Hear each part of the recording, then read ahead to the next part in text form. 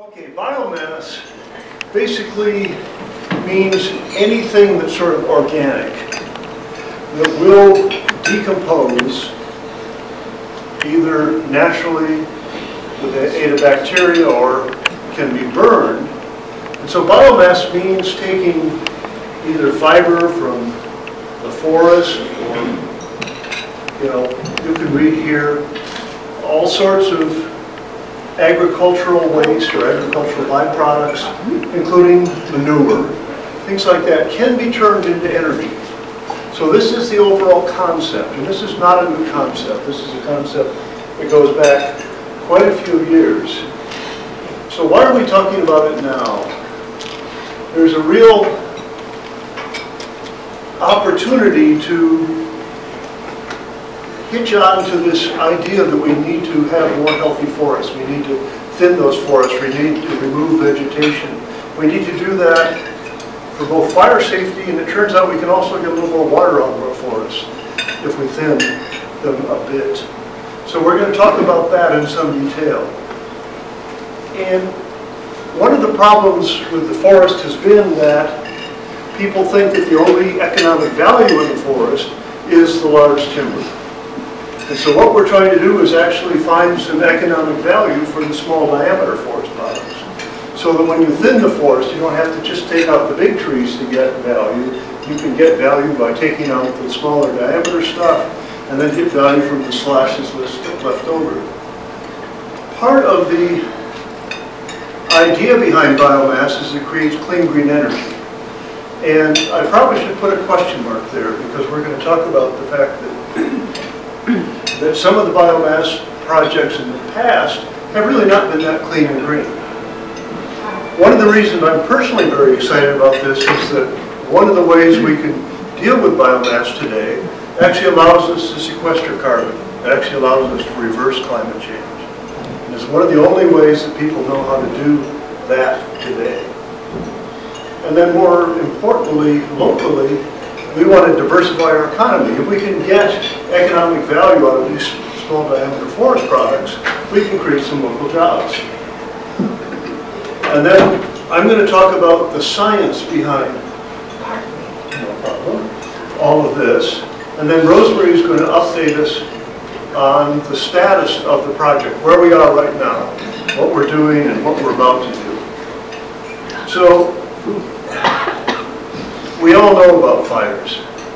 I could spend the whole time talking about fires, but I don't think I need to because I think everyone realizes we're in a very tough situation relative to fires. Can everyone see okay, by the way?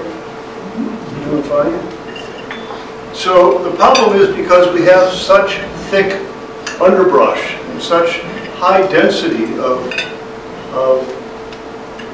wood and woody materials in our forest, because we have been suppressing fires rather than letting them burn in the last 40 or 60 years, whatever it is, we end up with these very, very intense fires like the rim fire.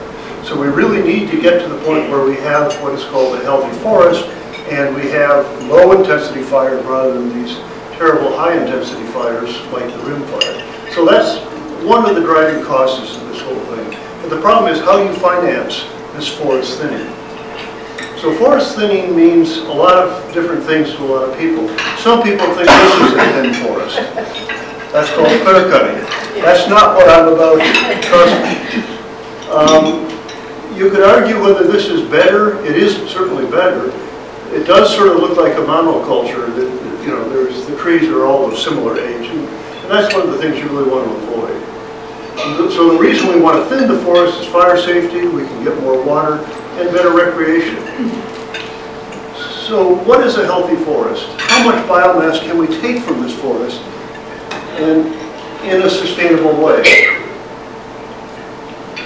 And so one of the questions is what was the status, what was the density of timber, of stems as they call them in our forest before we started either harvesting every tree in California during the gold rush or letting the fire, or putting the fires out rather than letting them burn and really accumulate biomass. Now, one of the people we've talked to quite a bit recently, including the last couple of days, is Professor Roger Bales from UC Merced.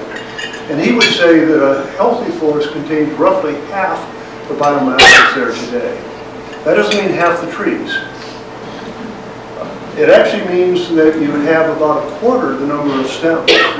A lot fewer trees, but bigger trees. That's the way you sort of get those two things together. So we need more bigger trees. So the last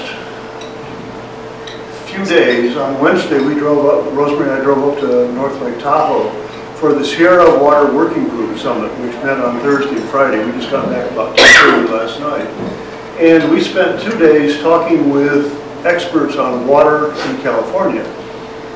But you could not talk about water without talking about the forest, because believe it or not, the water doesn't come from the delta. The water doesn't come from your well. The water comes from the watershed. The water comes from the forest. And so we spent a lot of time talking about the effect of wildfires on water, the effect of climate change on forests, and climate change on water, and climate change on fire. All these things are combined together. The rim fire, when it burned, released the same amount of CO2 as 2.3 million cars driving for a year. We can do a lot of cutting back and this and that and the other thing, but these catastrophic wildfires are just really destructive in so many ways.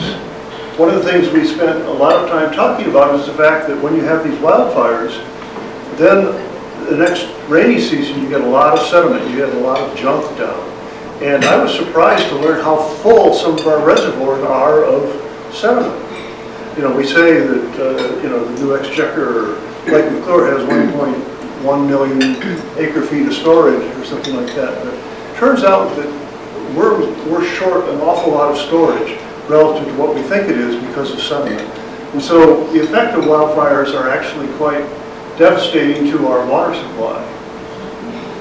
And so how we thin the forest affects the quantity of water, the quality of water, that is to say the sediment or dissolved solids that are in that water, and equally importantly, the timing of that water. Most of the water that we use in California is actually stored in the snowpack and then melts at hopefully a convenient time. With climate change, we're going to see more rain and less snow and less snowpack. And trees actually play a very significant role in delaying the melting of the snowpack. And so we have to be careful when we talk about forest thinning in terms of how it affects water. So how much more water would a healthy forest produce? Roger Bales once again suggests that if we thinned about 50% of the biomass, we could see a 10 to 30% increase in stream flow. Now once again, we could spend a whole hour talking about water, fire, and climate change, but I want to talk about biomass. So forest thinning, there are a couple of ways of doing it. One is you can do prescribed burns. And if you can do that safely at the right time of year, in the right conditions, and you're not too close to something sensitive, that's probably the lowest cost, more natural way to do it. We do a lot of what I call manual thinning and pile burning. And this does have some problems. One is who pays for it. And believe me, if you're near one of these smoky piles and you have any sort of lung or heart or whatever problem, it is very unpleasant.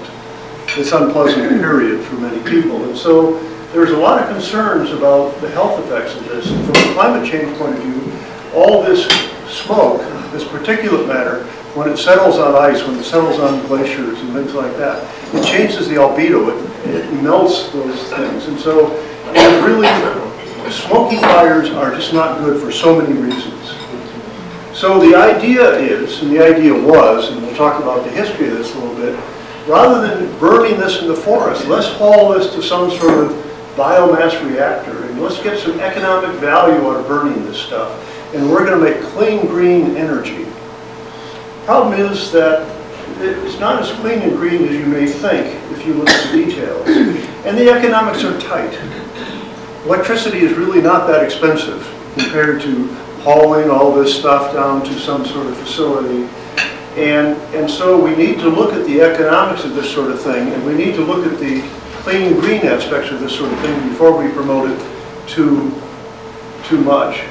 It turns out that in the 80s and 90s, there were over 100 biomass plants built in California.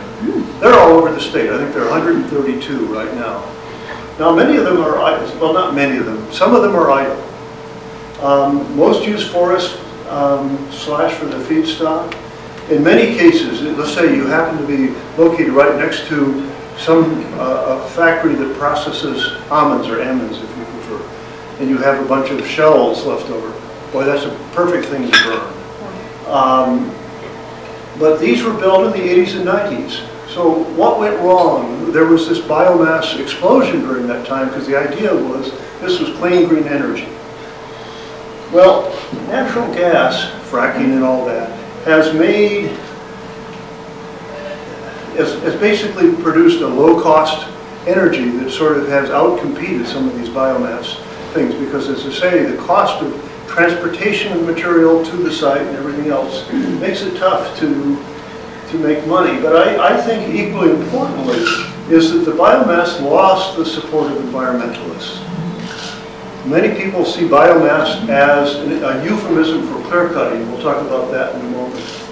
And one of the things that environmentalists really worry about is once you build this biomass facility and you've thinned your forests to the point where they're sustainable, and now you're going to continue thinning them on a sustainable level, as much biomass as you need to keep this facility busy.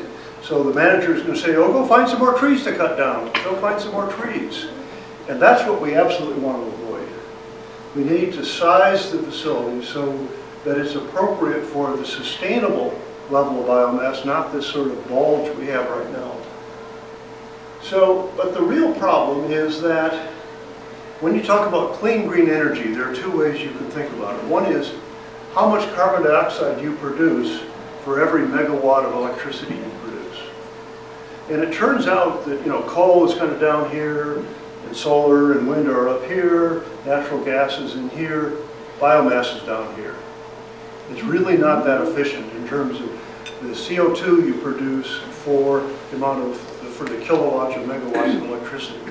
Secondly, because you're actually burning wood, and the air and the wood and all that sort of together, and going up the smokestack, a lot of particulates and oxides of nitrogen are created in that process.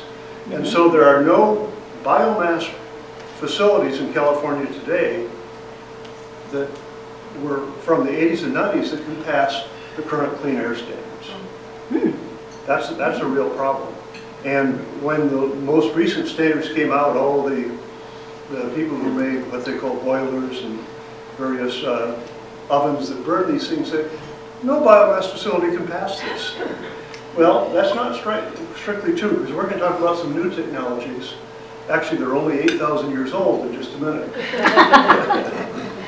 So one of the problems is that big environmental groups such as the NRDC and Center for Biological Diversity saw sort of biomass as a Trojan horse for clear cutting. And there's no question this has happened. And one of the real problems is that the California Air Resources Board, and I've got a lot of problem with many of their policies, basically assigns a carbon credit for planting this little tree. But there's no carbon deficit, or whatever the opposite of credit is. You don't get dinged for cutting down the big trees. And so right now, lumber companies get carbon credits, get money for doing this to what was a forest. From an environmental point of view, from a climate change point of view, that's a disaster, which we're about to talk about. And so there are some laws that have to change. So the good news and the bad news is that forests sequester carbon. We all know that. All sorts of biological, organic materials. Thank you. There's a chair over there, if you would. When they're growing, sequester carbon. And what's been learned in the last year or so, and this was news, is that people thought that trees were like people. That when you're young and you're growing fast, your metabolism is high. When you get older, you sort of slow down, your metabolism slows down. And people felt that the older trees probably didn't sequester carbon as well as younger trees. Well, that's not true. Older trees sequester carbon just fine, just as well, if not better than younger trees.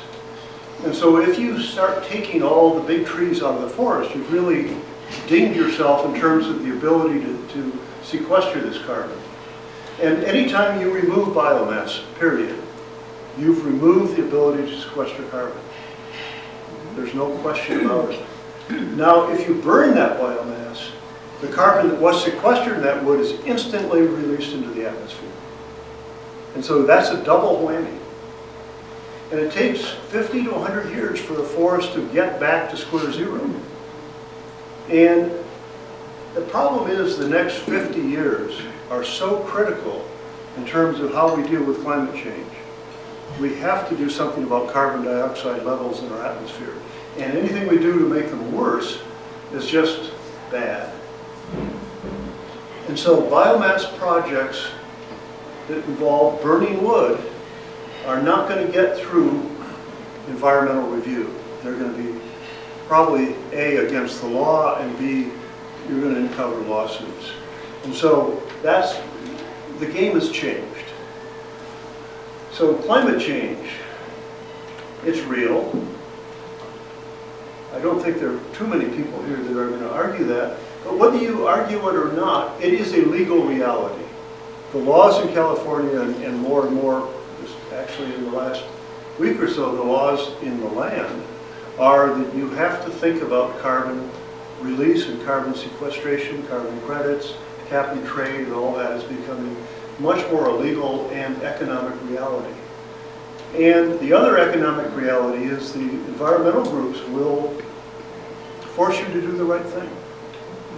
And so when you consider a project, though, climate change has to be considered. So I just wanted to briefly review where we are in terms of CO2 levels. This is going back 800,000 years.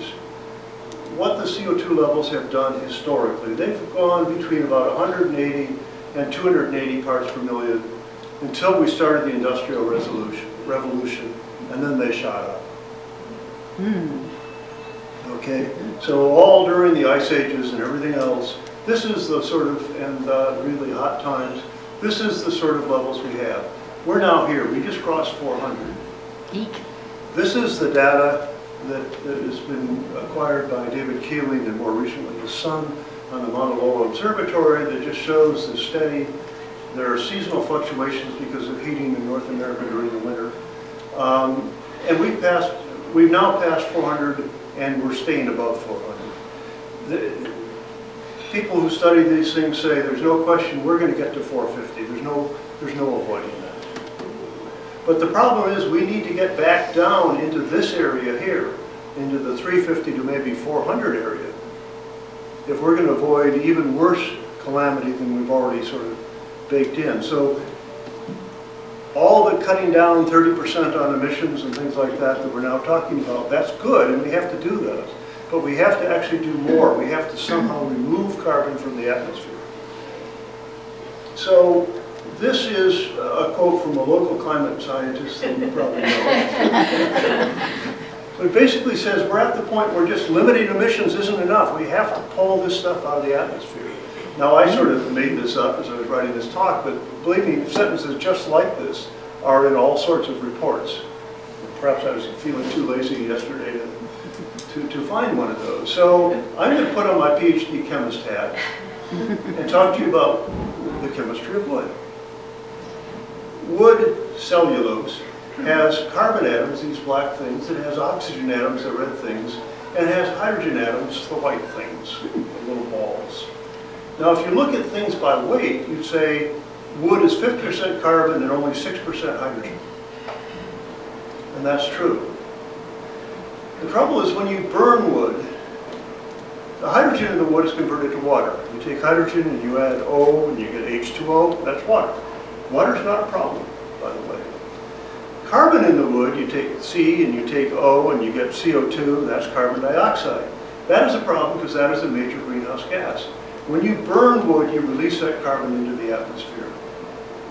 The biomass facilities during the 80s and 90s were based on combustion. They really aren't that green. So if you look at this more carefully, by weight is sort of fooling you because the atomic weight of carbon is 12, the atomic weight of hydrogen is 1. And if you actually put on your chemist hat and you look at what is called the heat of combustion of carbon and hydrogen, you find that hydrogen has a lot more bang for the buck in terms of how much energy you can get out of converting it to say, to water by burning it or by other processes. And so most of the energy when you burn wood comes from the hydrogen, not the carbon. But the carbon dioxide comes from the carbon. So what we really need is a magic machine that's going to go in there and just pick that little hydrogen atom off and that hydrogen atom off and burn those, but leave the carbon behind. That's what we want to do if we were really smart. So it turns out that machines to do this have been around for thousands of years. They're called charcoal kilns. And when you make charcoal, you use a process called pyrolysis, which is the thermal decomposition, falls apart when you heat it or cook it in the absence of oxygen. If you heat wood in the presence of oxygen, it burns. If you heat wood in the absence of oxygen, it gasifies. The hydrogen gas comes streaming off. You've probably all seen in your fireplace that coming out of the logs are this sort of gas which then burns. Well, that's what we're talking about right here. And when you do this at a low temperature, you get mainly hydrogen and just a little bit of carbon that goes into this sort of gaseous stream. The lower the temperature, the less carbon that goes into the gas, made what is called syngas. And at these lower temperatures, the carbon remains as charcoal. But today, charcoal, when made this way, is called biochar. And it is not released into the atmosphere. It sits there as charcoal. And you can pull it out, and you can do lots of things with it we're going to talk about. Now, charcoal kilns go back thousands of years. It's pretty well understood that at least 4,000, if not 8,000 years ago, people in the Amazon were making charcoal and burying it in the soil, mixing it with the soil to make very rich soil. In the Amazon, you have some very rich soil, it's called terra preta, and you have some very poor soil, a sort of tan color. The rich soil is black because of the charcoal in that soil. So what you can do is that hydrogen gas that comes off, that syngas that comes off, you can burn to produce energy. And that's what is happening right now in the newer biomass plants. And there's actually one in Merced right now that you can see. And these plants meet the clean air standards. Because you're not actually burning the wood, you're making a gas which you can clean up, and then you're burning that gas to make largely water. There are really no particulates, and there's very little carbon in that. And so for my CO2 really is clean green energy. And a 1 megawatt plant can produce 2 tons of biochar or charcoal a day. Now biochar is basically a fine-grained, pure carbon which can be sold as a soil amendment. It has a dramatic improvement in the soil in terms of productivity, water retention, nutrient retention. It's actually a very good thing from an agricultural point of view. But why I'm really excited is when you put this in the soil, it actually sequesters that carbon for at least 1,000 years. That's the good news. Now right now there is a biochar plant in Merced, probably 25 miles from here, that sells biochar for $2 a pound. So this is valuable. If you can make a couple tons of this a day, and you can sell it for this sort of price. Now, this is what they sell to gardeners. If they're selling to big ag, it goes for more like 79 cents a pound. But still, there's a lot of commercial value in this biochar. So why is this good? Well, it greatly slows the rate at which the carbon in that wood is returned to the atmosphere. Instead of releasing it within the next few minutes, it's going to take 1,000 years to release That's the good news. When a pile in the forest of slash decays, it doesn't just make carbon dioxide, it also makes methane. It also makes oxides of nitrogen, because it's often doing that decay in the absence of oxygen.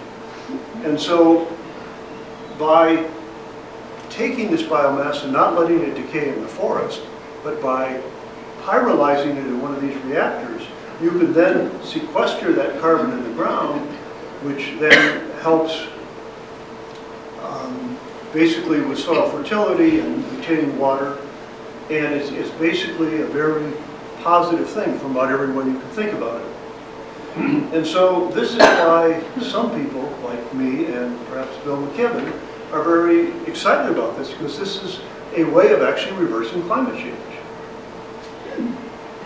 And even though this technology, quote unquote, may go back 4,000 to 8,000 years, the science of sequestering carbon via biochar has really only been studied in the last maybe 4 or 5 years.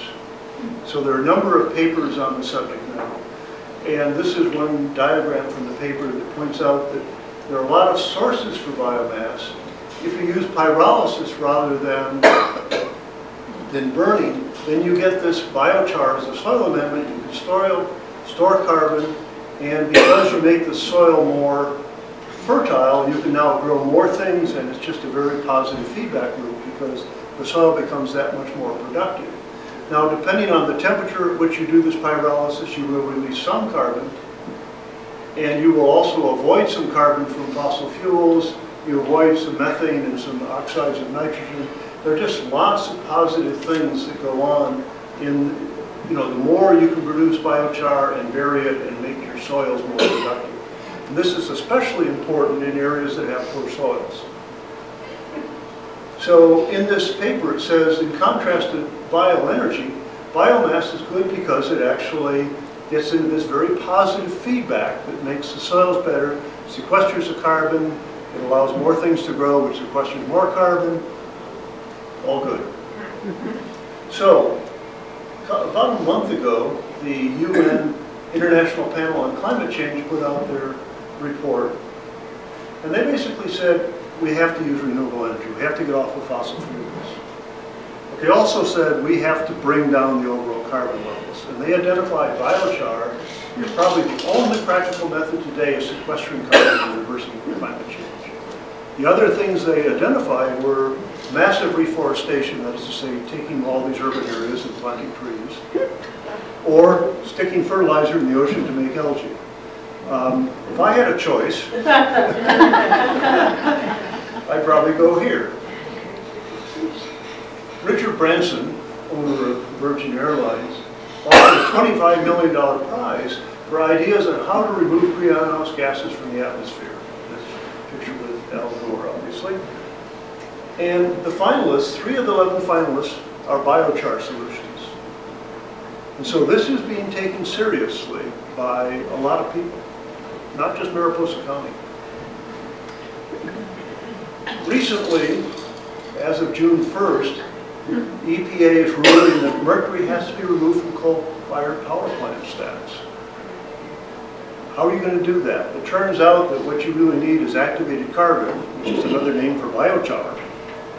And so the feeling is that this will create a massive new market for biochar to actually clean up smokestacks.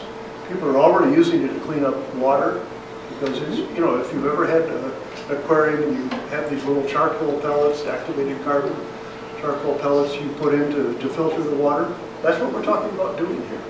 You can filter water, you can filter air. The demand for this is only growing. This is something I found. Mine tailings contain a lot of toxic metals. And stuff just doesn't grow on mine tailings.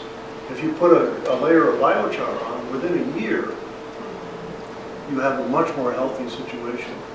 And you're now capturing, in this case, what was happening, this is near Aspen, Colorado, the water from rain was then taking all these toxic metals and putting them in the local stream.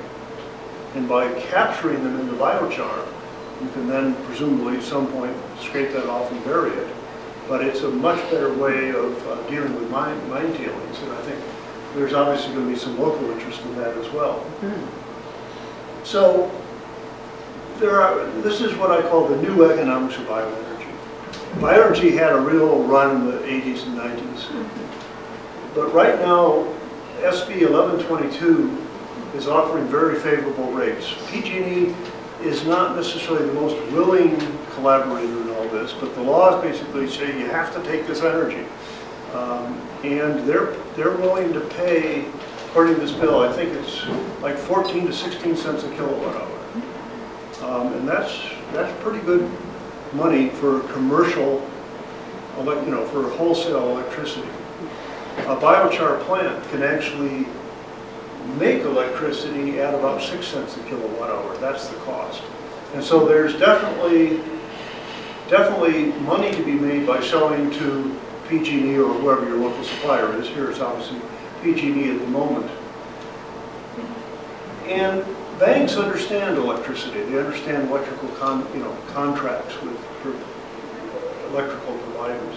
It may turn out that biochar is as, if not more important economically than the electricity, because it's to say soil amendment, cleanup, water, and then I think, and this hasn't happened yet, but we've been actually talking with some of the state people about getting the laws changed to assure that when we get carbon credits, called money, for the carbon that gets sequestered through this process.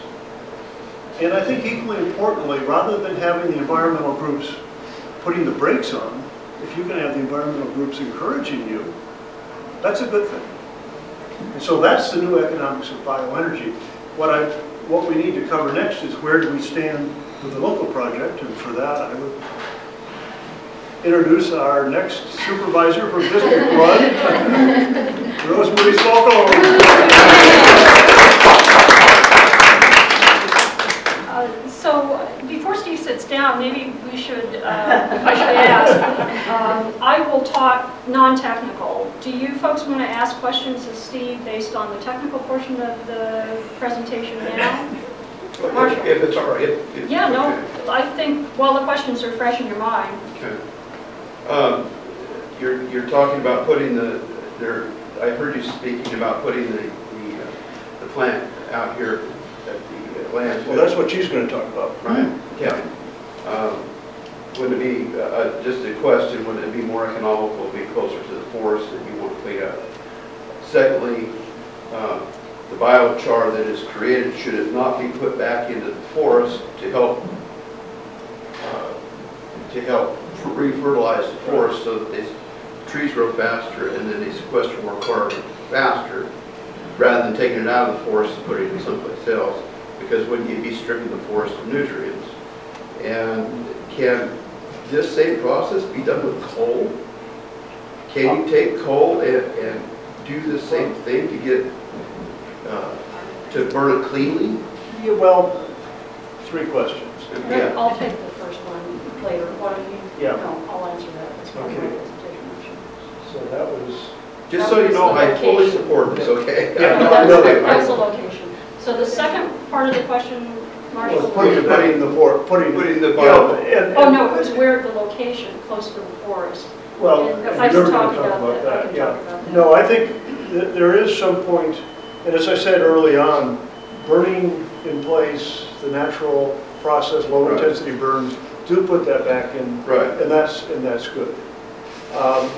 The problem is if you do pile burning, you've got a lot, you create methane. If you have the pile sitting there, the piles decay and you create methane and oxides of nitrogen, and that's not so good. And so that's sort of a minus in that area. Yesterday I was actually talking to Roger Bales about exactly this subject. And he said he thinks from a carbon sequestration and this whole multiplier effect, you're better off to do it in agriculture than you are in the forest. But I have no idea, I have no problem putting some back in the forest. It's just that you can't sell it to the forest. But the question, the real technical part of it is, Right. if you're pulling all that material, if you're pulling material out of the forest, then where if naturally fire and natural decomposition puts the nutrients back in the soil, if you're taking all that out and not putting it back, aren't we not stripping the soil of the nutrients Well, the forest needs to? let me separate two things. Okay. Carbon and nutrients. Okay. Carbon is not a nutrient per se. It's actually inert in the soil. The phosphorus and the nitrogen and the calcium and all those things, that's not in the biochar, that's in the ash. And you can separate those things. Mm-hmm. And the nutrients are probably the ash, are in the ash, not in the biochar. The biochar retains nutrients, but it's not a nutrient itself, if you see what I mean. Right. Now, that's not just, I agree with you that there probably is a balance here in terms of how much you put in the forest versus how much you put into the fields. But where you can get the most growth is probably where you're going to get the most bang for the buck and the most financial gain. And I agree that this shouldn't be driven strictly by finances. It should be driven by trying to make the forest healthy. Well, but making a profit out of something makes it more, Yeah. it makes it work better. Yeah, We and should have the profit so we can turn that profit back into our infrastructure, our hospital, our roads, our Right. schools. Right. We should own this process, not somebody else. yeah, let me just finish that answer with saying, I put up a quote from Bill McKibben about reversing climate change, undrilling oil, unmining coal. What he also says, if you listen to his whole 15-minute speech at a conference on biochar in 2010, is that we have to proceed carefully here. The science, we've only really began to study the science of what it would mean to sequester carbon via this mechanism. That science is not 4,000 years old, it's 4 years old. And we don't want to, what he was really is afraid of is that industry will take this on with a fervor. Right. And we'll make some mistakes before we do all of the math. And so I think it is very important to do that math and figure out how much can we take from the forest and still have it be healthy. I guarantee you that if you're going to burn it, you're probably better sequestering, maybe the ideal thing would be a portable biomass thing that you can put into the forest and make charcoal and bury it right there. The problem is there aren't power poles in the middle of the forest. Right. So then you have to What are you going to do with the gas that you create? Yeah, what are you going to do with the gas you Yeah. create? You could compress it, but that takes a lot of energy. Right, and that'll just make it absolutely unprofitable. Sure. We can't even break even with it. Right. But no, I was just asking about the nutrients. Yeah. It's the NPK, nitrogen, potassium, Sure. phosphorus. Well, those are not in the biochar. Okay. That's in the ash. And you can, depending on the temperature at which you do the pyrolysis, you always have ash. It's just you want that ash separately, I think, so that you can then... So the ash should be taken back to the forest. I would, if you're worried about the NPK, yes. Yeah. That's in the ash. You just don't want to strip everything out of the, if you're cleaning up the forest, you don't want to strip all the nutrients out. I agree completely, yeah. And then your third question is, China is doing exactly what you suggested right now. That is to say, they're pyrolyzing coal. Okay. And then the problem is that coal has actually coal is very carbon intense. Right. It doesn't have much hydrogen in it relative to natural gas, which is probably at the highest ratio of hydrogen to carbon. And so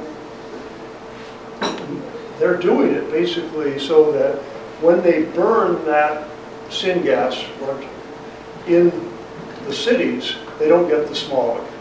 They get the smog out here maybe, but from a greenhouse gas point of view, it's considered a loser simply because I don't think they're sequestering. Okay, let me just say, gasification and pyrolysis are sort of used interchangeably.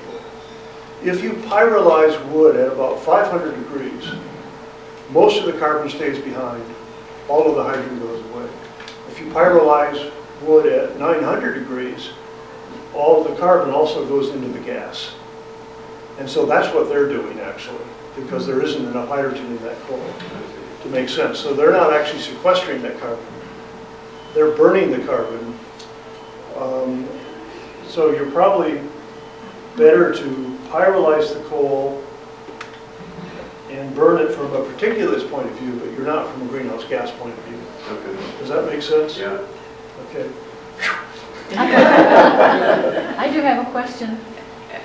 You may not want to have to answer it. Most of us do burn Wood in the fireplace. the wood in our either fireplace or in our stove. We have a stove that does burn at a higher temperature. When we have trees coming down, Right. or that have come down, we have had people cut it up into Right. firewood size pieces, and the small stuff gets cut up into kindling, so This a is lot of it gets This is a good thing to done. address. This is a good thing to address. And I did address this when I gave a climate change talk a couple of years ago. If you're talking about downed wood, Yeah. you're not talking about cutting down live trees. You're talking about downed wood, which is going to decay anyway in the next couple of years. Burn it in your fireplace, great. Now the only codicil there is that an old-fashioned fireplace that takes combustion air from the room and sends it up the chimney, sends the heat in the room up the chimney. The modern EPA Phase 2 certified wood fireplaces take outside combustion air and use that, and then, so you're not actually pumping warm air from inside your house. The traditional fireplace is not very energy efficient, I think. What kind is ours? We use a wood stove, not a fireplace. Yeah, well, wood stove fireplace doesn't matter. The real question is, where does your combustion air come from? It matters because the fireplace takes several times as much wood, Fair enough. okay? Yeah. Okay, does that sort of answer your question? Yes, it does, thank Yeah. you.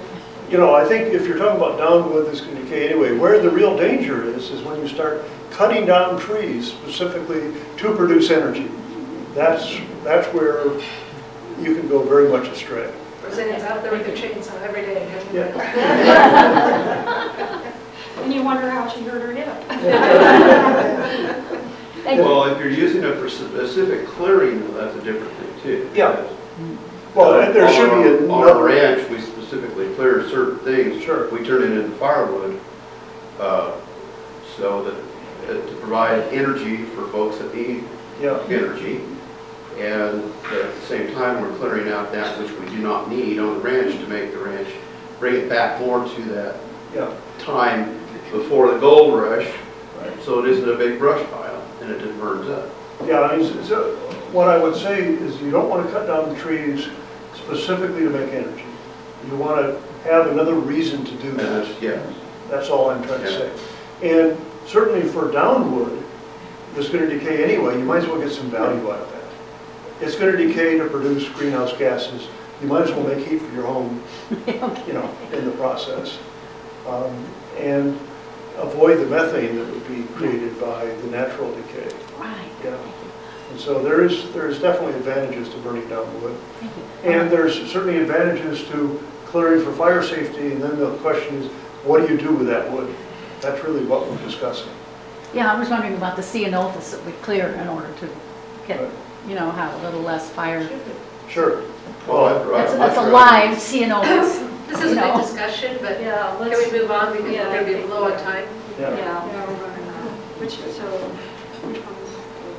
just so I know. Yeah. That's better. No, that's fully, that's better. Okay, all right. And then the laser pointers. Okay, gotcha, all right. Okay, so I'd like to just review a little bit of history and tell you a little bit about the way Steve and I are coming at this, and I'll tell you why in a minute. We're part of, as I mentioned earlier, a small group of folks here in Mariposa County. Come on in, have a seat. A small group of people here in Mariposa County who started meeting to talk about developing renewable energy here in Mariposa, and also potentially even looking at more energy self-reliance.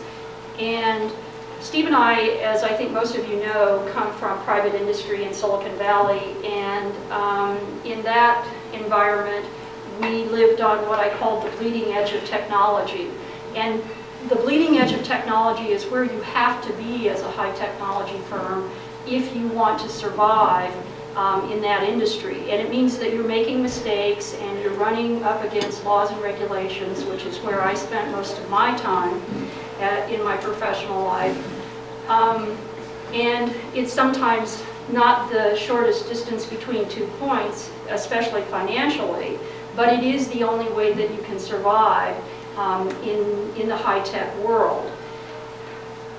It is not, in our opinion, the best way to survive as a county. And so we are looking for partners who have been there, done that, and we're looking to learn as much as we can from all of those folks so that we don't make those mistakes. We don't incur any more financial cost than we absolutely have to. But we do believe that it's important that we ask the question about whether or not a biomass facility makes sense here in Mariposa because of the potential benefits, not only with respect to climate change, which Steve talked about at some length, but for other reasons as well. So in terms of partners, there is an organization called the State Wood Energy Team. The acronym is SWET, which probably will come into play pretty fully when we're taking all the vegetation out of the forest. We're also partnering with the Sierra Nevada Conservancy here in Mariposa. Alyssa Brown has been holding our hand a fair amount. And the State Wood Energy Team is a team that consists of people who know a lot about what we are hoping to learn about with respect to biomass, not so much the chemistry and the technology and the financial or economic viability of biomass. So there are people on the SWET who are affiliated with the University of California. They have an important fire research center in Berkeley. They have folks from Davis. There are people from the Forest Service. There are people from a couple of biomass system integrators who obviously are interested in promoting their products, but we can learn from them what works and what doesn't work. So our little group, which now is called the Mariposa Biomass Project, we had some identification issues early on until we finally settled on a name. We applied for and received a grant from the SWET for what they call a pre-feasibility opportunity scan. And again, to emphasize the approach that we're taking, the SWET has an identified process. This pre-feasibility opportunity scan, they look at specific types of information. We're actually meeting with the liaison with the SWET this coming Wednesday morning, and they have a matrix that we already know the kinds of information that they're going to be looking at. And they have a defined process that we intend to work through with them in our search for an answer to the question, does a biomass facility make sense in Mariposa County? We also have met with a couple of professors from UC Merced. They are interested in what we're doing. They want to be part of it. They want to support it to the extent that UC Merced can do so. And as you may well know, UC Merced has identified itself to some extent as being focused on renewable energy.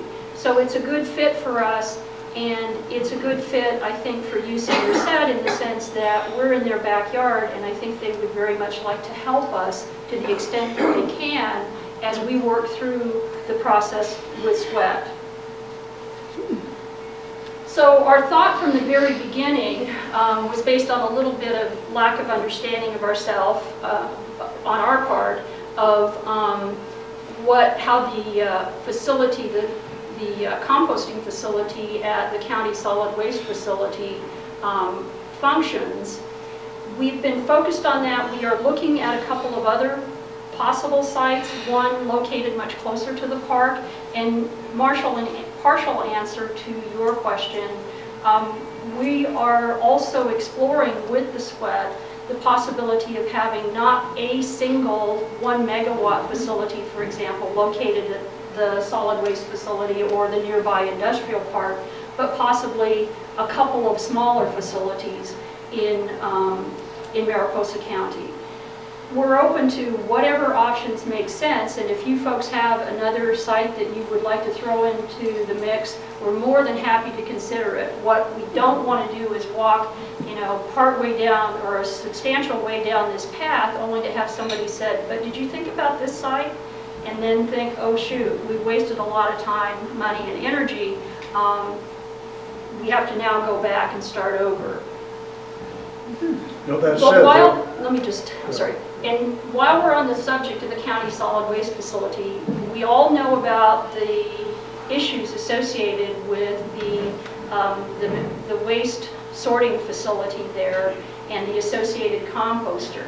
And that is the cautionary tale that, to some extent, plays a big role in our conservative approach to exploring the question of whether a biomass facility makes sense here, and if so, where would that be located, what would it look like, and where would the feedstocks come from? Steve? I was going to say that not only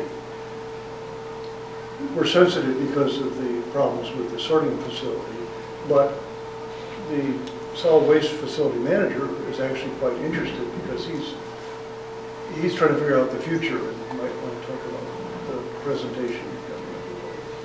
Hey, Rosemarie, I think that's... in terms of sites, I would just say we tend to forget North County and East County type things. So if we do multiple facilities, I would just suggest looking up in the 132 area because that may make sense. They don't get very much. That might be a good boost for them, as well as there's plenty of force. That's a good thought. I appreciate that. If you can think of maybe Merlin Jones and Sally Punty, who knows the area really well in terms of prospective sites. I'm looking for names. If you guys can come up with thoughts as to sites or names of people who might have suggestions, or while we're on the subject, people who want to participate in this process with us, let us know. The more the merrier.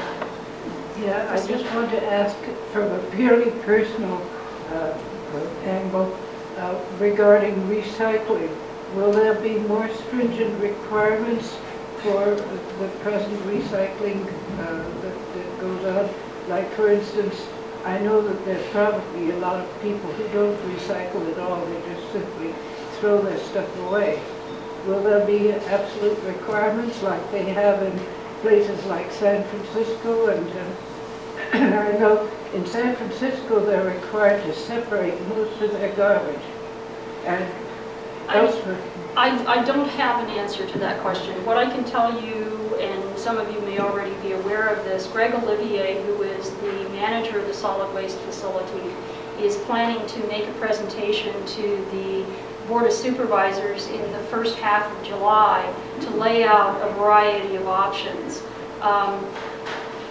We have a website now. Steve has put up a website called the Mariposa Biomass Project, and there is on there a white paper that talks a little bit about some of the issues that are confronting the solid waste facility. You may already know about many of them, but it does, it's the notes from a meeting that Steve and I and a couple other people from the group had with Greg, and it talks about a lot of these issues. There are many, and he's got to lay out alternatives for the board to begin to make some decisions about the paths that we may take. And one of them might be an ordinance that says you've got to do this. How it's enforced is another question. Okay, so a biomass facility can be co-located with other wood-related industries. You can see these here. The whole concept underlying this is economic viability.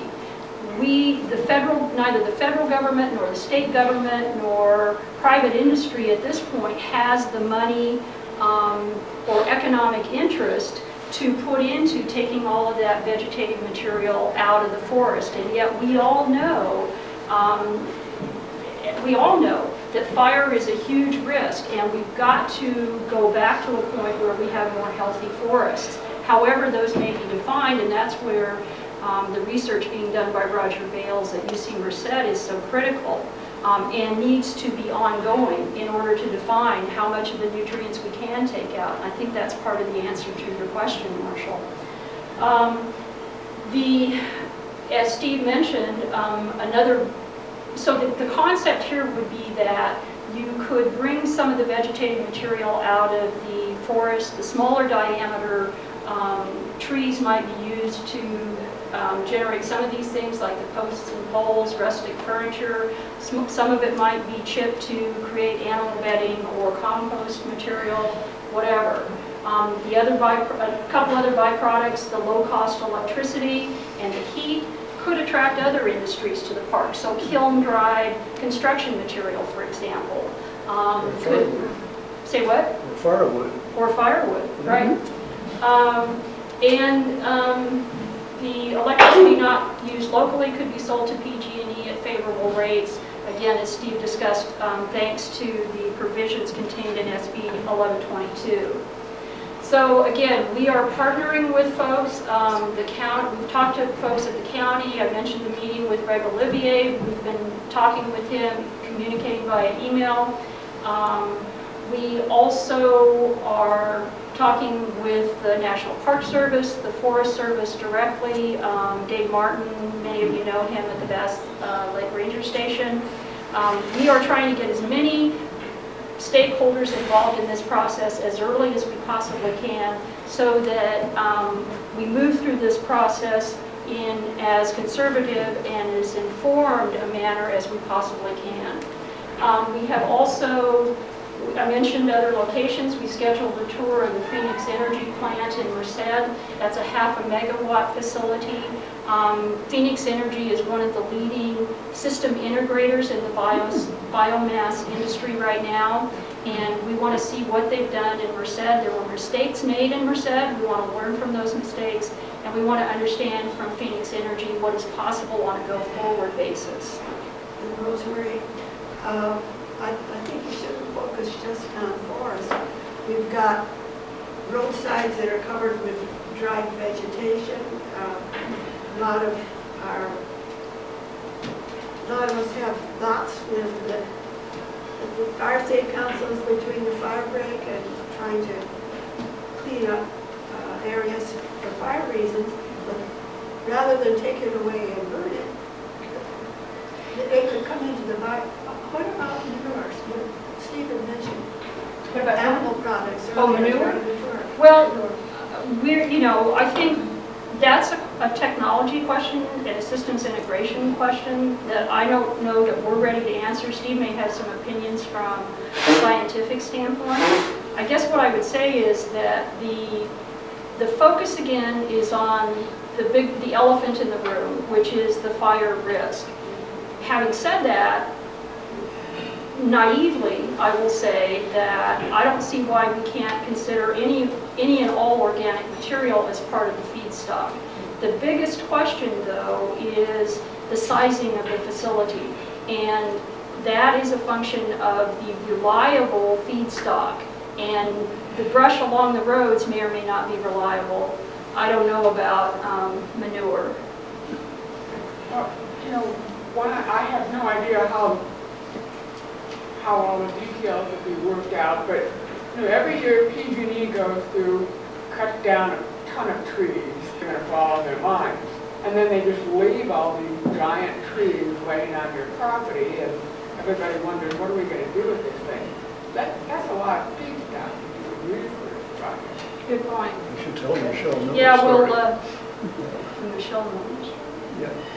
Well, in the past, perhaps even today, because we've talked to PG&E and Asflunk or whatever, if they wanted to take that stuff to the solid waste facility, they would have to pay a tipping fee. Oh. And they don't want to do that. Yeah. We're trying to make it so that we can say, oh, here's $50 for your load, or we're trying to change the economics so that there would be incentive. So there'd be a carrot rather than a stick. Yeah. Yeah, no, but I mean, that's a good point, and that could be part of the feedstock. So then jobs, I'll just finish with that.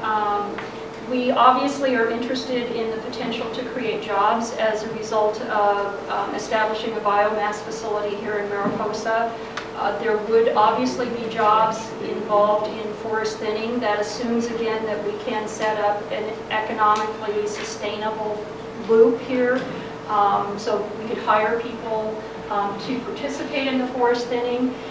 We're working with the Forest Service. I'm talking with them. We're not working with them yet, but we will be.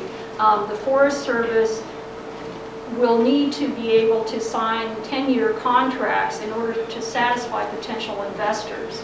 And those contracts will be with private vegetation removal firms.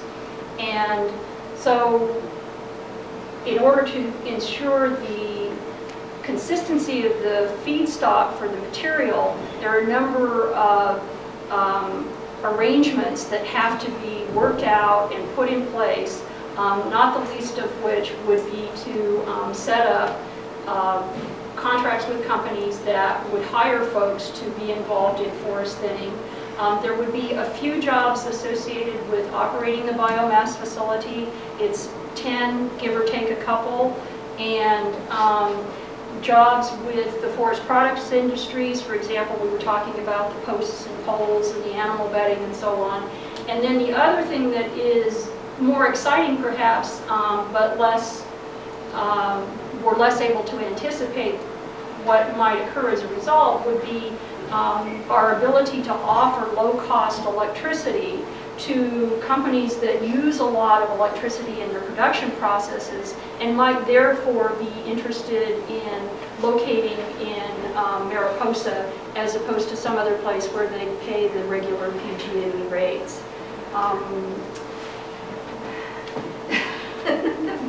Go.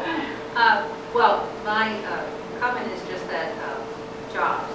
You start a new industry, you want to make sure you have a skilled workforce, and you want to, hire locally as much as possible, if that's possible at all. So it might be a good thing to start thinking in the perspective of workforce development, working with the high schools, identify the skills that are needed to have people run this operation at some point, rather than bringing in outside people.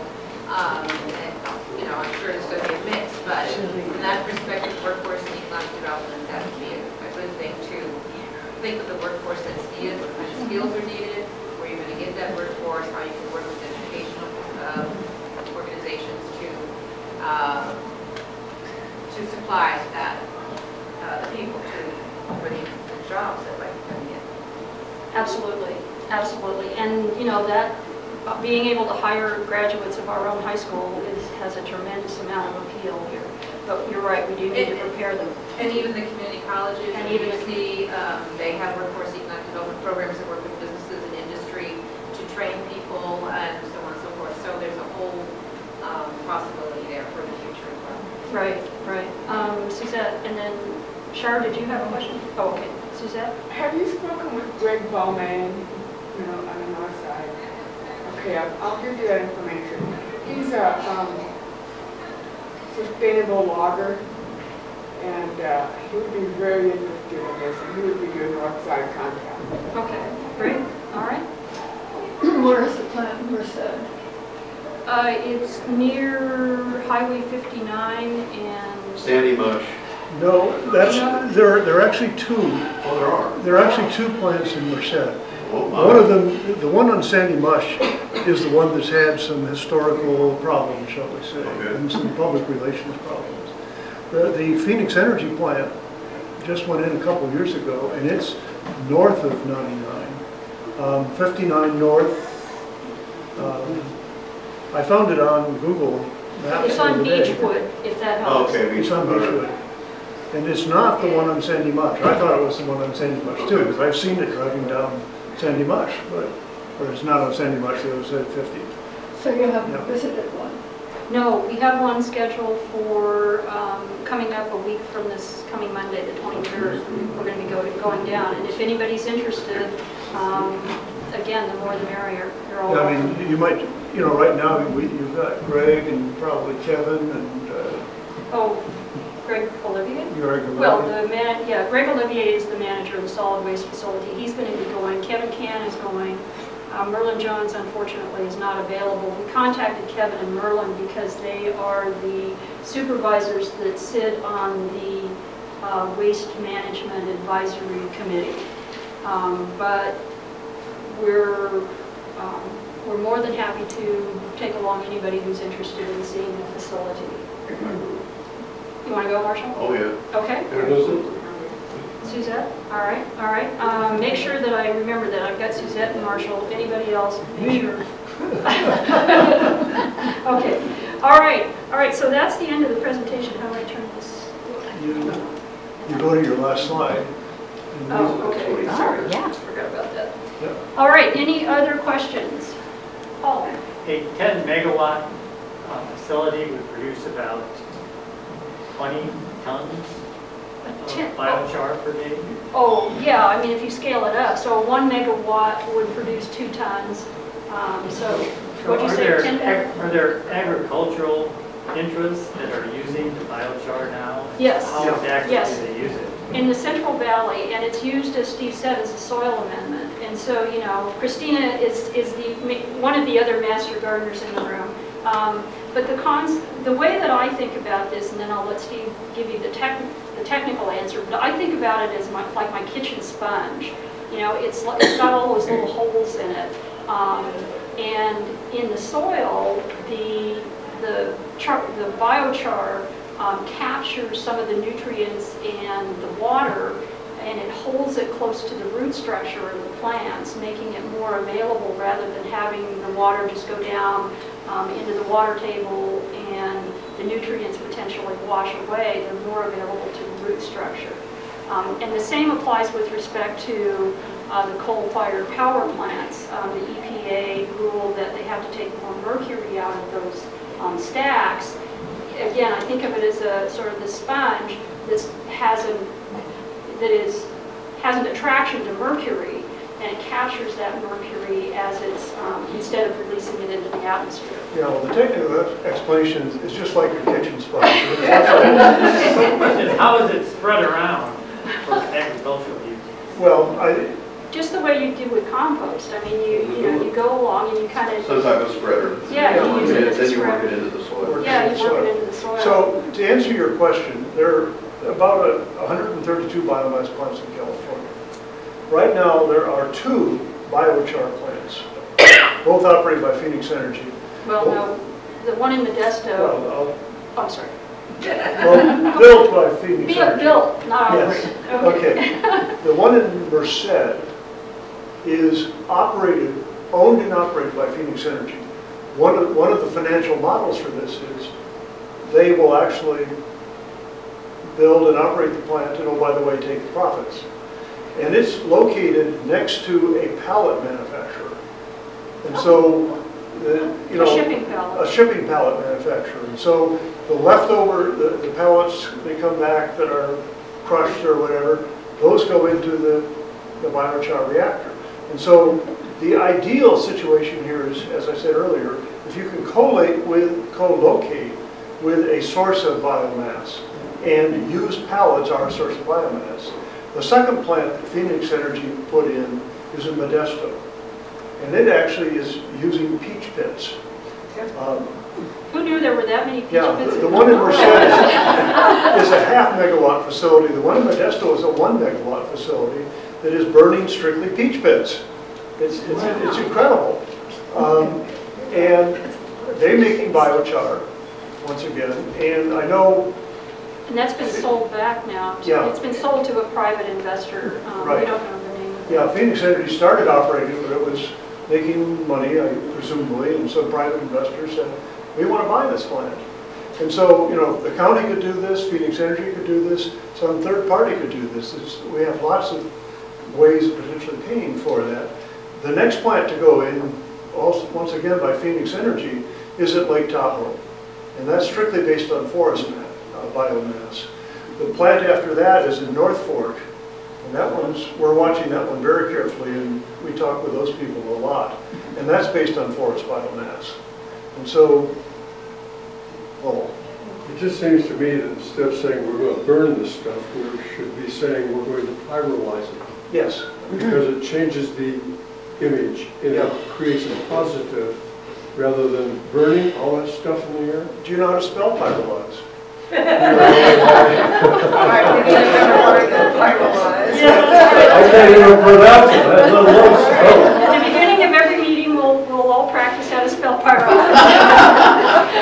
There are those things we need to be very conscious in how we present them so that they have a positive impact as opposed to potentially negative. Yeah, no, I mean, with this group, because I've talked about climate change before, I probably put a little more emphasis on that one. I might with some other group, let's just put it that way. Susan? Sue? You had said earlier, Steve, that one of the net positive effects is on the, of thinning the forest, is on the aquifer. Yes. Given the widespread publicity across California of our drought, wouldn't that be an angle, a way to sell this kind of project as much as the more technical arguments and debatable arguments in the atmosphere and global warming and all that, which still, you know, many areas are controversial. Well, water, in, as I say, we just spent 2 days, 2.5 days, whatever, at a meeting on water. And there was an awful lot of talk about forest thinning. But where the bang for the buck is above 7,000 feet. 7,000 to 9,000 feet is where the bang for the buck is in terms of forest management, because that's where the snowpack is. The secret to California water, one of the secrets, is, you know, storage. And people think of storage as being in dams. The fact is there are about 12 different areas, including the soils, and including streams and meadows, and you know all those things. Where and the snowpack is our biggest storage mechanism. And so, even though it sounds very attractive to say, well, I'm going to thin that hill in mid-pines, and I'm going to get more water. That's a little trickier, shall we say. It's trickier, and Roger Bales he's sort of the guru. He's been the lead on a project called the Sierra Nevada Adaptive Management Project, SNAP, for some years now. And but most of the research that he's done, excuse me, has been at 7,000 feet or higher. He is now looking for funding to begin to collect data and do that research at lower elevations. So nobody really knows how much of an impact it would have. Yeah, let's just say that, you know, that how forests and water all sorts interact is evapotranspiration is certainly one of them. The more plants you have, the more water they draw. And so that happens at any elevation. But the interaction between snow and trees is, he sees as the real key one. So there is some gain to be made at lower elevations. But unless you actually collect that locally, we don't get much benefit out of it. Yes. And we don't at the moment. Yeah. Christina, I think one more question and then we need to move on. Well, my question is, so whether you use beach bits or forest products, you still come up with the same end product? Yeah, let me answer the newer, I mean, whatever you want to call that question. There are different technologies that are used for different biomass products. I think if you're dealing with manure, you're probably not going to burn it. It's probably more of an anaerobic digestion sort of thing to make methane, which then you can burn. There you don't get to sequester it. I don't think that people are sequestering chicken, whatever. Whatever the technical. What is the technical term, Mr. Ag back there? Green fertilizer. Right? Green fertilizer. Okay, thank you. Okay. Well, you want fertilizer to go back into the ground. Yeah. The way it is. The nutrients. Yes. You want that to go right back into the ground. Absolutely. You don't need to do anything to it. Is what you're saying. Yeah. Agreed completely. It's these piles that are, you know what I mean. But you're saying that the peach pits take a slightly different No, the process. peach pits are take exactly the same process that wood does. So you can do it beach pits by the year, products, Yeah. Yeah, you could. I mean, there. we don't have beaches here. Start planting beech trees, everybody. Okay, all right. I think we need to move on. Steve is available to answer more technical questions. Please do let us know if you're interested in participating in the group or if you'd like to go on the tour on June 23rd. It'll be at 1:30 in Merced.